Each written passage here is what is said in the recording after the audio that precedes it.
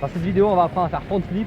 Donc c'est une figure dangereuse, avancée, qui est très fun à faire aussi. Moi j'adore en faire, c'est vraiment l'éclate je trouve. Et par contre c'est très dangereux, donc il faut bien utiliser un bac à mousse ou un airbag comme on a ici pour l'apprendre.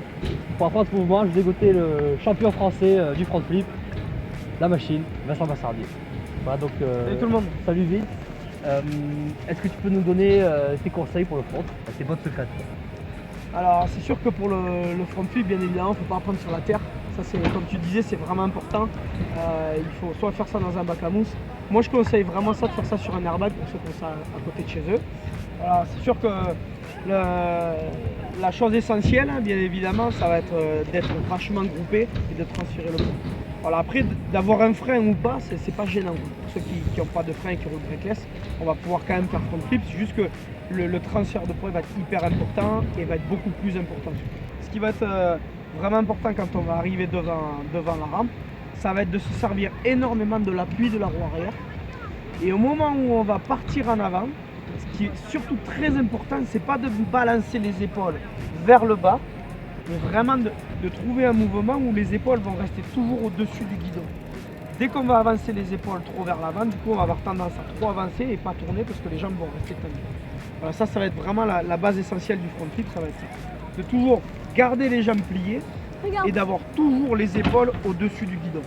Et ensuite, au moment où on va déclencher, donc avec les épaules au-dessus du guidon, ce qui va être très important, bien évidemment, c'est de rester groupé pour contrôler la rotation. Et dès qu'on va voir la réception en dessous du guidon, là il va falloir dérouler les bras. Et après, selon si vous déclenchez fort ou pas, selon la bosse si elle est grande ou pas, du coup vous allez tendre vos bras ou les ramener de façon à contrôler la fin de la rotation. Ok. Et t'as quel âge? Merci. Oui. Maintenant je vais vous donner mes conseils à moi, que je pense, comment je le sens en fait. En fait la base de la rota, c'est vraiment, faut le voir comme ça en fait, en transférant le poids de la roue arrière vers la roue avant, on crée un mouvement de rotation du vélo vers l'avant. Par exemple si vous voulez faire un nose wheelie, c'est pareil, il faut partir de l'arrière du vélo, transférer le poids, tendre les bras et la roue arrière se lève. Pour moi c'est un peu la même chose, il faut en arrivant dans l'appel, reculer, mettre le poids en arrière comme disait Vincent, prendre appui sur la roue arrière et en transférant le poids vers la roue avant, on crée un effet de levier comme ça. Donc en fait une fois qu'on a le poids en avant au-dessus du guidon, là en rentrant la tête et en pliant les jambes, on amène le vélo avec soi dans ce mouvement de rotation vers l'avant qu'on a créé quoi. Donc c'est de là que la rotation vient. Ce qui va être vraiment important surtout, c'est de ne pas mettre la tête sur le côté pour regarder où vous êtes. Si vous faites ça, vous allez voir automatiquement votre rotation, vous allez partir de travers et amener un mouvement d'épaule. Donc essayez de rester un maximum dans l'axe et vraiment d'amener toujours bien droit. Et vous verrez quand vous entraînez dans un bac à mousse ou sur un airbag, vous contrôlerez vos rotations et après une fois que vous êtes prêt, vous pourrez rester sur une molle. Voilà. Ce qui est assez dur au début, c'est de savoir où on est et à quelle distance on va en fait, parce qu'une fois qu'on est sur le dos, ben, on voit plus rien. Et donc c'est pour ça que c'est très important d'en faire beaucoup en bac à mouche ou en airbag pour avoir l'habitude de à quelle distance on va et où est-ce qu'on atterrit. Je vois beaucoup de différences dans les gens qui apprennent. Il y en a ils vont très haut et pas loin du tout, et il y en a ils vont super loin et super bas. Donc comment on contrôle ça en fait? C'est que en fait le mouvement est le même, mais plus vous déclenchez tôt dans l'appel, moins vous allez décoller et plus vous allez aller loin, vous allez casser l'appel en fait. Alors que si vous attendez d'être tout en haut de l'appel pour déclencher votre mouvement, vous allez monter et pas avancer du tout. Et donc moi je pense que c'est important, j'en ai fait beaucoup pour apprendre. Il faut en faire beaucoup, essayer beaucoup en essayant de monter et de pas aller loin, et beaucoup en allant loin pour essayer de bien comprendre comment on gère sa distance.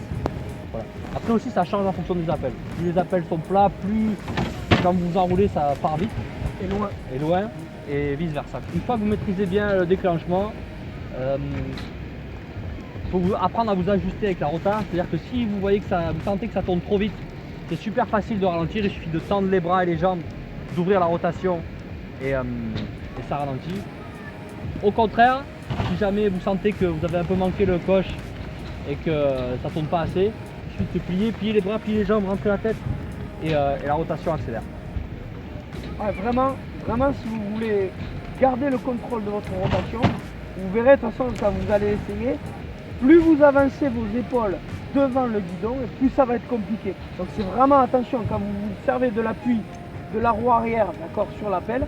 Au moment où vous engagez, montez bien les épaules vraiment au-dessus. Plus vous garderez les épaules au-dessus du guidon, plus vous garderez le contrôle de votre rotation. Et comme dit JB, voilà, après ce qui est important, c'est ce contrôle du dernier quart qui va faire que vous allez vous poser correctement dans une réception. Entraînez-vous aussi à en faire en déclenchant pas très fort et en vous enroulant pour finir la rotation, ou d'autres en déclenchant très fort et en ouvrant très tôt les bras et les jambes pour ralentir et bien atterrir. Observez bien Voilà. et vous verrez que ça va le faire. Et après, il faut juste en faire beaucoup en mousse et puis ça va être sur une bosse. En général, on a tendance à aller plus loin quand on saute normalement. Donc, après, si faire ça sur une bosse trop courte, on a tendance à se mettre en bas parce que sinon, en France, on peut aller se mettre encore plus bas, ça peut être dangereux. Maintenant, beaucoup en bac à mousse en airbag et après, c'est sur une bosse molle ou un rési. Voilà. En tout cas, n'hésitez pas à nous envoyer vos vidéos sur nos pages Facebook. Voilà, vraiment pour vous donner un maximum de conseils. Si vous avez des vidéos, une fois que vous vous êtes entraîné, on essaiera de vous donner les meilleurs conseils. Voilà, en tout cas, lâchez rien et vous verrez que si vous vous entraînez énormément et en sécurité, ben, il n'y aura pas de soucis. Voilà. C'est un truc vraiment fun, donc je vous souhaite à tous de l'apprendre. C'est vraiment une compensation.